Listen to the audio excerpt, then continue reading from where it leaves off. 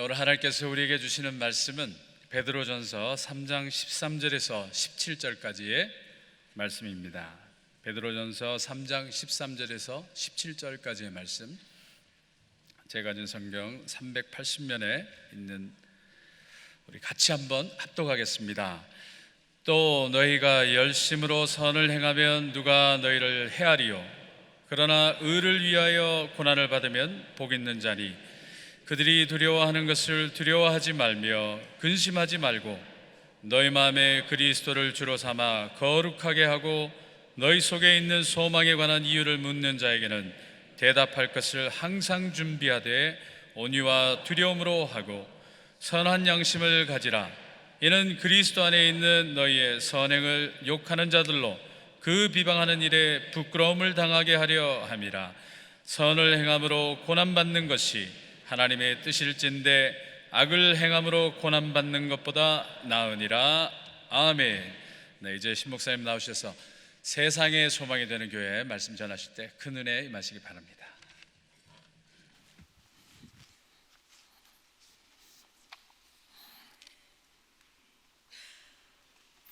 오늘 이렇게 주님의 전에 나오신 여러분 진심으로 환영합니다.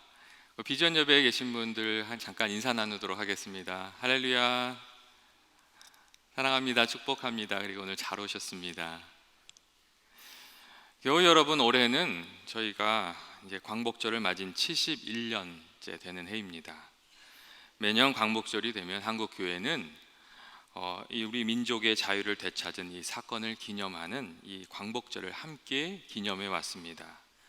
왜냐하면 이 광복절이 단순히 한 민족이, 어려움 당하던 한 민족이 이렇게 구원을 받은 사건으로 생각하는 것이 아니고, 고난 많은 우리 민족에게 베푸신 하나님의 놀라운 구원의 사건으로 이 광복의 사건을 우리가 고백하고 있기 때문입니다.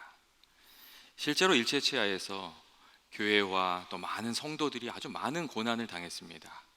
재산을 빼앗기기도 하고, 매를 맡기기도 하고, 감옥에 들어가기도 하고, 또 목숨을 빼앗긴 사람들도 많이 있었습니다.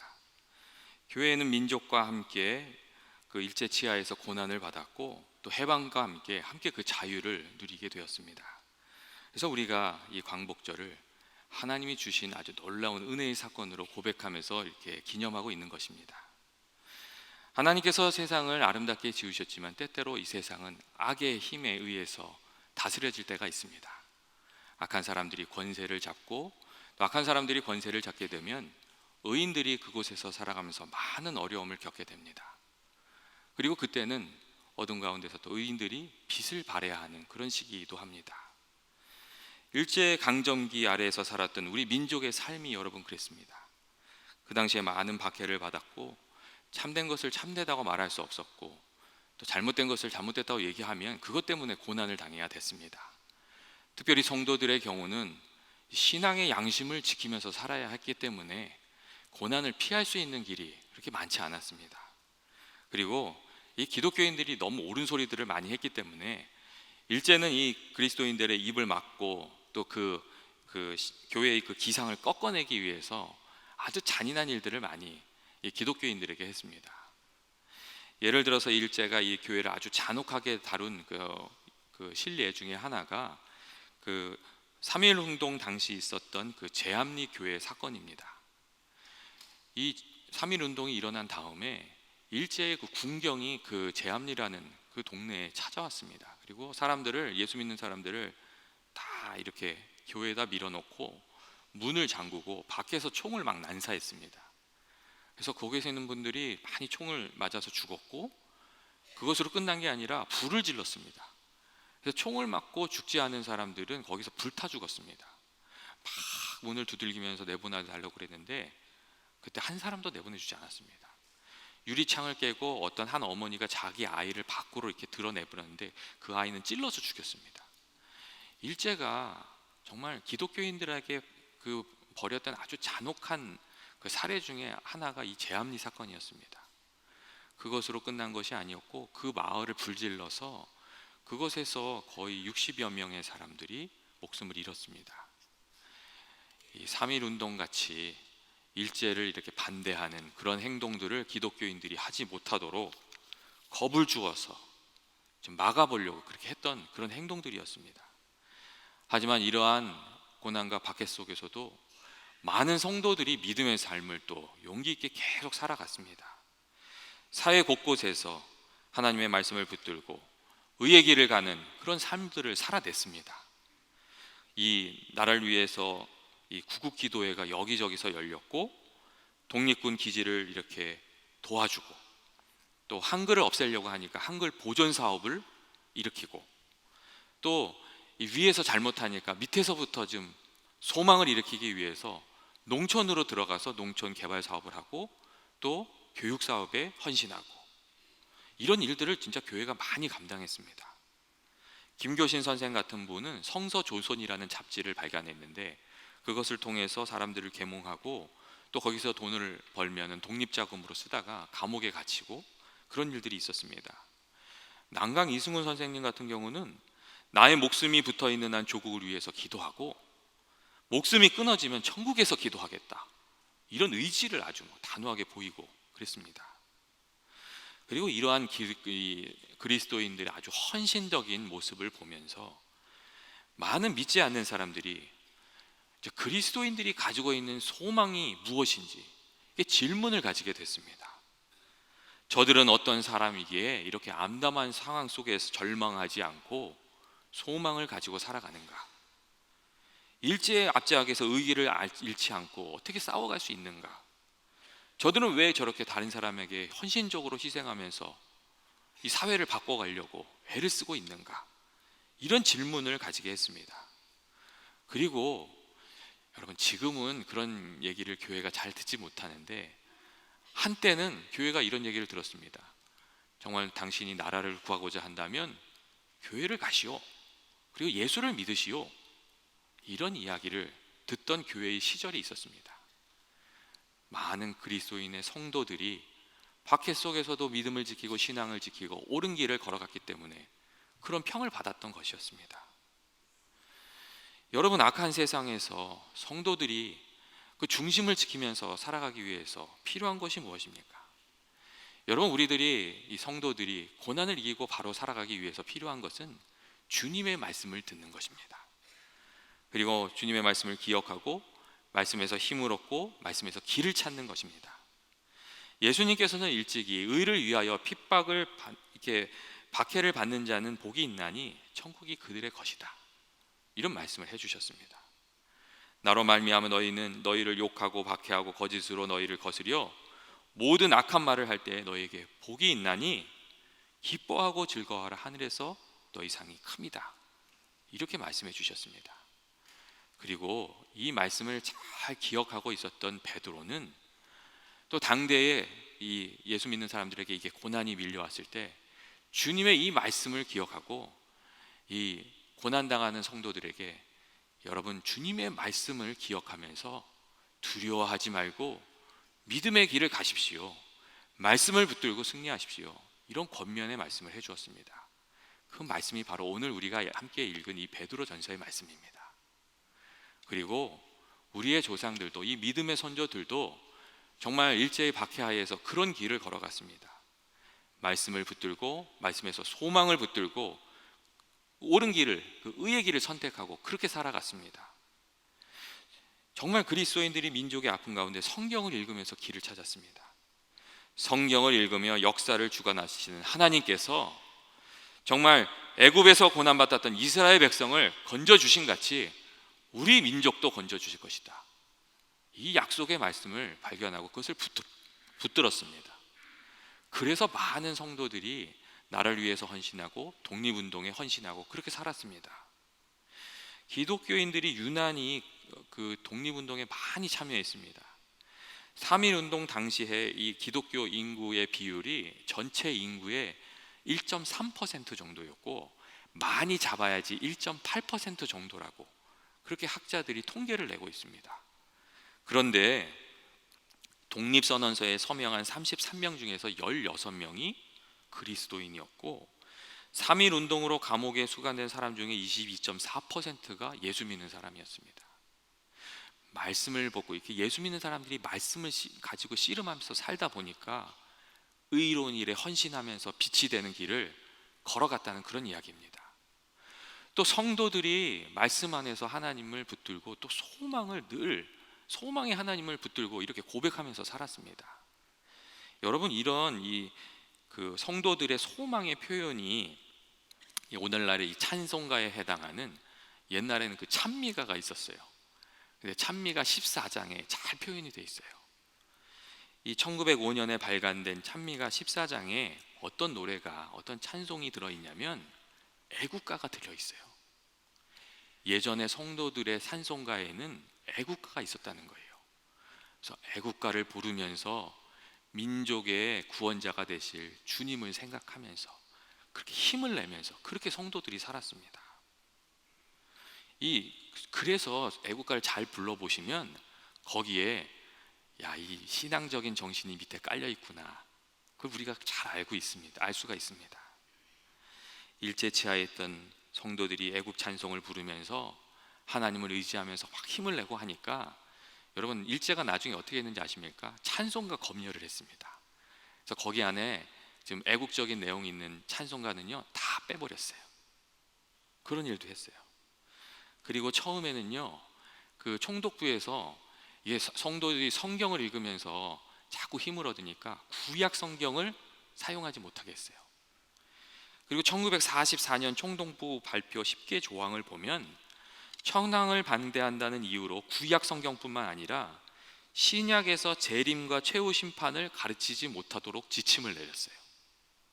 그리고 일제 말기에는요 아예 사복음서만 가르치라고 목사님들한테 요구를 했어요. 성도들이 말씀 안에서 길을 찾고 말씀 안에서 힘을 얻고 소망을 발견한다는 걸 일본 사람들도 알았거든요. 그래서 성경을 제대로 가르치지 못하게, 여러분, 그런 일들을 많이 했습니다. 물론 이게 시간이 지나가면서 일본의 고통이, 이게 압제가 심해지니까 성도들 중에서 믿음을 잃어버렸던 그런 분들도, 안타까운 분들도 많이 있었습니다. 하지만 그 와중에서도 끝까지 믿음을 지키면서 신앙생활을 했던 성도들이 있었고, 저는 하나님께서 그 성도들의 눈물과 기도를 보고 우리나라에 그 귀한 광복의 은혜를 허락하셨다, 저는 그렇게 생각을 합니다.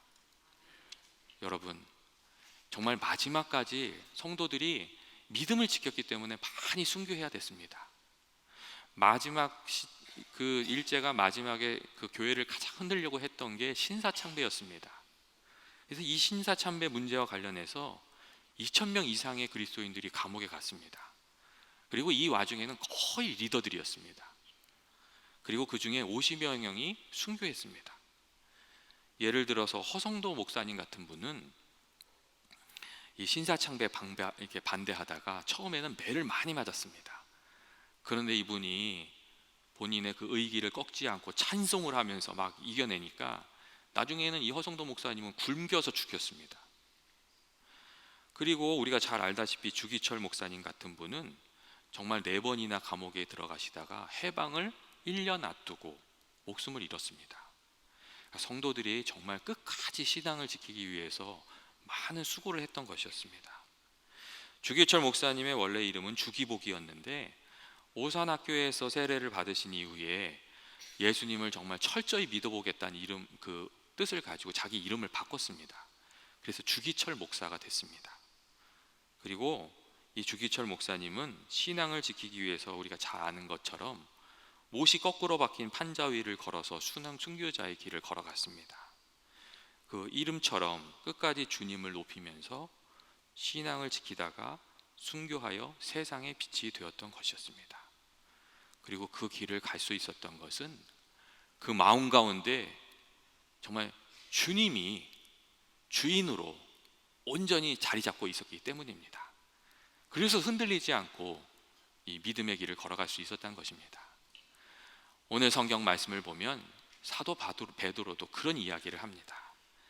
성경 말씀을 보시면 고난 중에 있는 성도들에게 베드로가 뭐라고 하냐면 너희 마음에 그리스도를 주로 삼아 거룩하게 하라, 그런 말씀이 있습니다. 너희 마음에 그리스도를 주로 삼아서 거룩하게 해야 이 어려움과 환난 속에서 쓰러지지 않고 길을 잃지 않고 바르게 걸어갈 수 있을 것이다. 주의 음성을 듣고 거기에 순종해야 우리 믿음의 절개를 지키면서 걸어갈 수 있다. 그런 얘기를 해준 것입니다.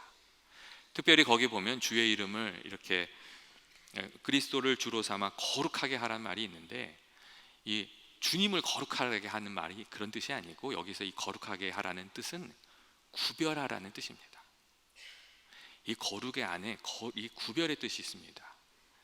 이게 무슨 뜻이냐면, 주님이 우리들의 마음에 계시는데 주님의 자리를 구별해서 다른 것과 비교할 수 없게 만들라는 겁니다. 세상에 있는 어떤 가치나 이익이나 어떤 욕심이나 이런 것과 주님이 이렇게 똑같은 자리에서 경쟁하게 하지 말고, 주님을 가장 귀한 곳에 두고 주님을 섬기는 것을 가장 우선순위에 두고 인생을 살아가라.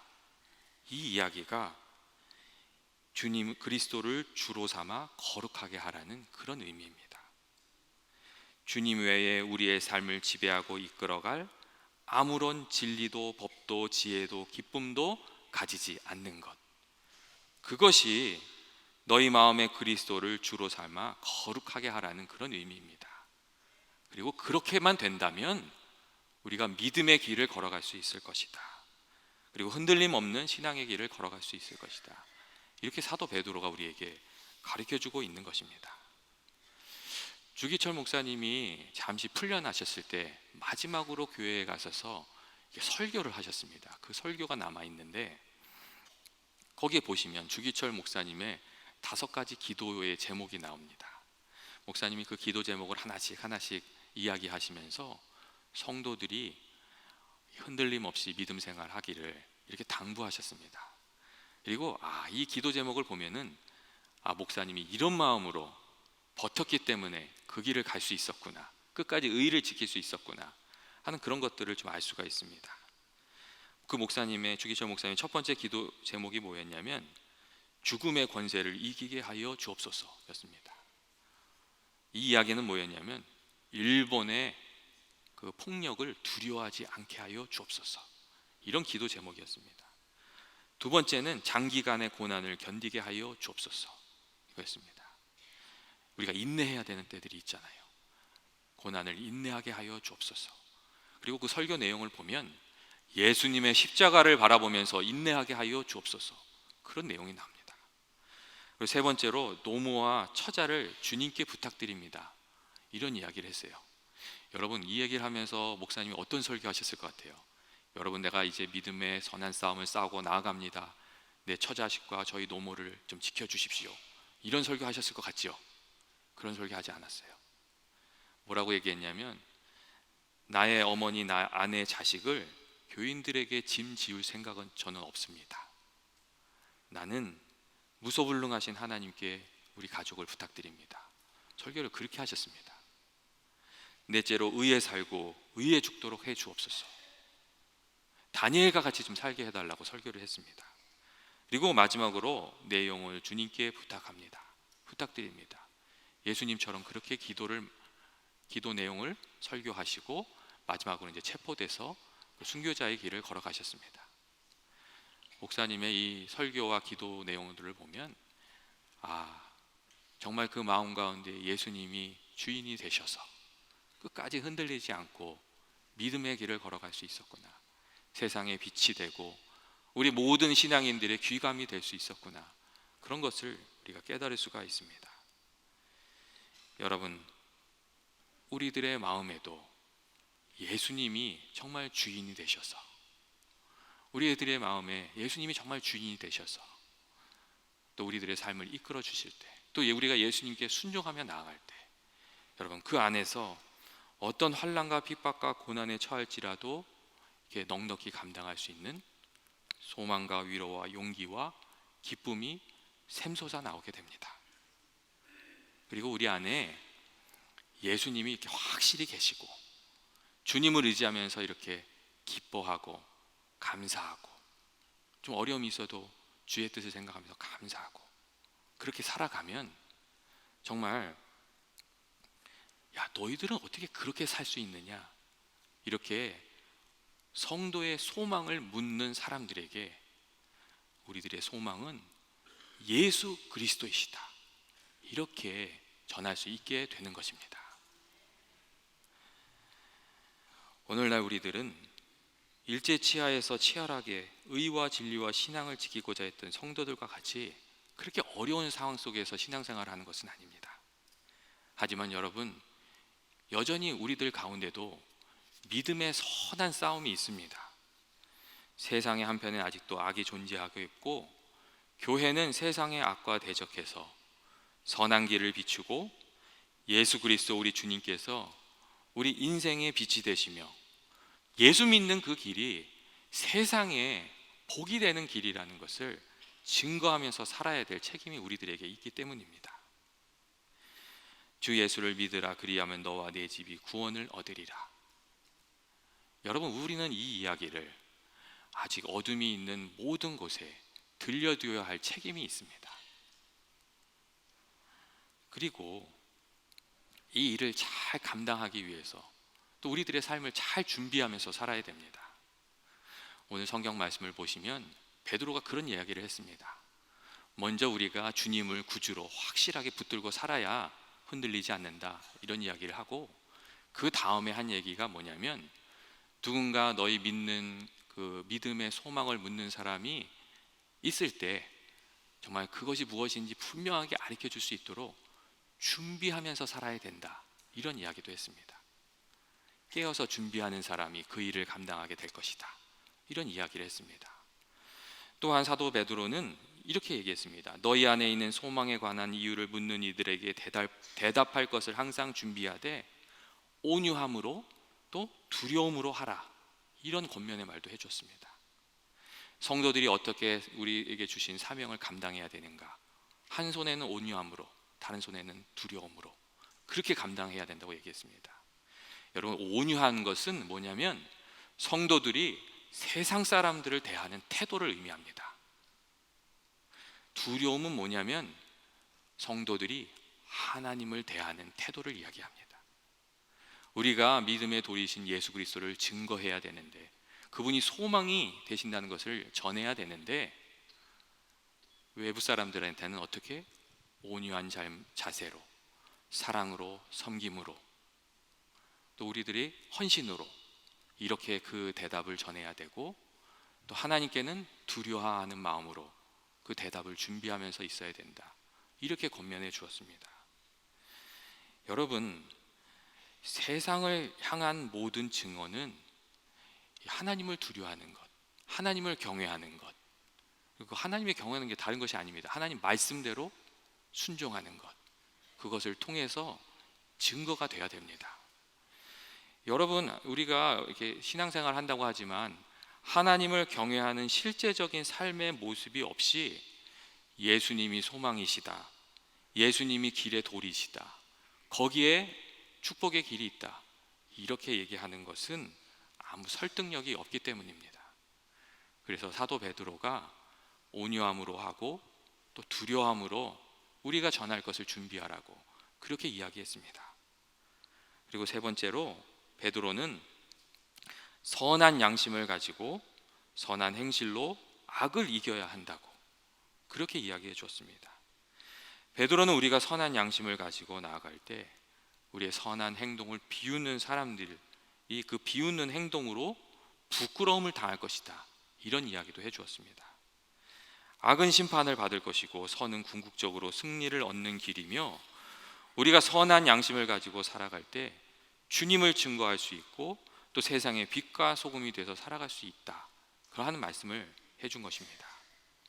그리고 여러분, 하나님께서는 이 진리의 말씀이 참되다는 것을 죄악의 길을 걸어가면서 악한 일을 저질렀던 일제가 한순간에 만나는 이렇게 무너지는 모습을 통해서 이미 우리 애들에게, 우리 민족에게 확실하게 보여주셨습니다. 마지막으로 베드로는 선을 행함으로 고난을 받는 것이 하나님의 뜻일진데 악을 행함으로 고난받는 것보다 나으니라 하는 말을 우리에게 해주고 있습니다. 여러분, 악을 행함으로 고난을 당하는 것은 아주 당연한 일입니다. 그런데 선을 행함으로 고난을 받는 것은 여러분 당연한 일이 아닙니다. 이건 좀 억울한 일입니다. 하지만 때때로 하나님께서 더 큰 뜻과 계획이 있으셔서 우리가 선을 행하며 나아가는데도 고난받는 것을 용납하시는 그런 때가 있습니다.